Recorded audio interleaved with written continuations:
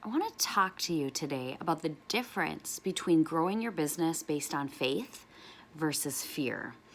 I heard a statement recently that said if you're desperate for your business to grow, you're actually setting yourself up for struggle. So if you've ever heard yourself say, "This has got to work," you know, that white knuckled grip on it, like there's no other option, this has to work. That is coming from a place of fear. That is coming from desperation. I'm going to tell you the difference. So I was thinking about this in my head and I was going, okay, is that true? So I heard the statement, I'm filtering it through my own life, my own knowledge, things I've read, right? And I'm thinking back to when we were living in a little apartment that was actually low income housing. It was the only thing we could afford. We were first married and surprise, pregnant with our first baby. And we were committed to help this church plant grow, but we could afford nothing until we went almost a half an hour from where we grew up and applied and got accepted for this low income housing apartment. And it was great. It was cozy. We had our first baby. But of course, within that first year, I'm telling Chris, like, I got to get out of here. I can smell the drugs coming from underneath the door. And when we were out on our deck, I can't even be out there because the cigarette smoke is so bad. And I've got this little baby and he had chronic ear infections and was getting sick a lot. And it was probably from that secondhand smoke. And it just wasn't a great environment, right? I didn't have a laundry room. There was no elevator. I had to take the stairs. Like, it just was not ideal, right? And so what he said to me is, get more students. He was not in a position with his job to make more money. It was set. He was doing what he could. Plus, he was really essentially volunteering at this church too. But I had the ability with a small business, and I had just a handful of students. I think I taught 1 day a week at this point, and I had a couple other teachers that worked for me. I had the ability to say, I want something different for my life. I want to live in a different situation. I want to get out of here. And the difference between white knuckling, this has got to work, and seeing a vision for yourself, imagining what if we could live somewhere different? What if our situation could be different? That is based on faith, not fear. So I remember I would strap on Ethan in my little front pack and I'd go for walks because I didn't have a car. I didn't have a car. When Chris was working, I was stuck at home. It just makes me laugh now.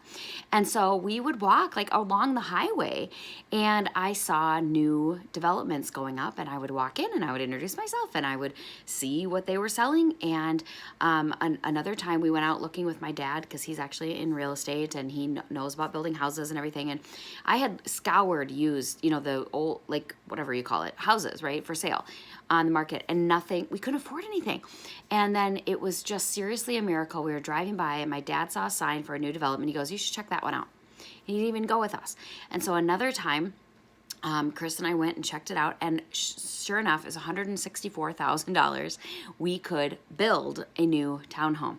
It was the cheapest thing we could find, and so I had my eye on that prize, right? I wanted to get out of that apartment, out of low-income housing. I wanted something better for my baby. I wanted something better for me. It was within walking distance of the grocery store, and so once we did build it, and once we moved in, I remember in the snow, by that time I had 2 babies, I would put them on the sled and pull them to the grocery store. And I remember that particular trip coming home with ingredients to make Christmas cookies. And Chris was like, "What did you do?" And I was like, "What? I'm going to buy Christmas cookies." He's like, "We did not have the money for you to buy extras to make cookies." And I was just aghast. I was like, how can we not have money to buy the ingredients to make Christmas cookies, right? But that showed me what kind of situation we were in. And so with every step, when I've told Chris, I want something else, we've got to get out of this apartment, he said, get more students. And so instead of white knuckling, I've got to make more money, all I did was put a goal. And I always use a Post-it note. I've always put a Post-it note of like 30, and that's 30 more students is what I want to get. And I focus 30, 30, 30, 30, 30. And the difference between that is believing I can get 30 more students, setting my eye on that goal, and then you come back to where you are, right? So you see the far off goal, and then you say, what's the next right step? What do I need to do? And in my circumstance, I was like, okay, I've got this new baby. I really don't want any more students for myself, but I can hire more teachers. And with hiring one person, I could fill them up, right? And that's not the same, right, as me having another full day, because I didn't get the full percentage, but it was not taking my time. I could do the admin and the phone calls and the scheduling and ordering the books and all that good stuff with a baby on my lap.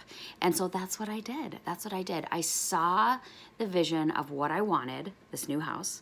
I saw the way to get there, a Post-it note with 30 new students. I went and found the teachers and I did that. And we got that townhouse and then we had another baby. And that is, you know, kind of where my story picks up in my book, Happy Kids Growing Biz, where we then, you know, I realized we were in debt and we had to get out of that situation. But what did I do? I made a new Post-it note. I saw the goal, get out of debt, get out from underneath this credit card debt, change the trajectory of our life, change the habits that we were in, and get more students, get more teachers. That's how I've done it. Because do you see the difference? Like, you can have passion and you can even have a little bit of desperation, but it's not fear, right? It's a desperation to have what you don't currently and setting your eyes on that goal, seeing it, then coming back to your current step and saying, what is the next step? What can I do right now? My favorite saying is, do what you can with what you have, where you are. Where are you right now? What is one tiny step you can take? What can you do? What can you add into your business? How can you multiply yourself? How can you take the next right step? I encourage you to grab a Post-it note. What's your goal? How many clients do you want? How many students do you want? Put it on your wall in faith. You can do it, because it all starts up here. If you believe you can do it, if you see it, you have to see that future for yourself. Literally envisioning it, you're more than halfway there. You're more than halfway there. So much is up here, and it's not through that fear. It's pushing the fear aside, believing you can get there. And then all those pieces, honestly, they fall into place, and you know the next decisions, you know the next things that need to happen to get there. Your vision of where you're going will lead your next steps. All right, that's all for today. Talk to you guys next time. Bye-bye.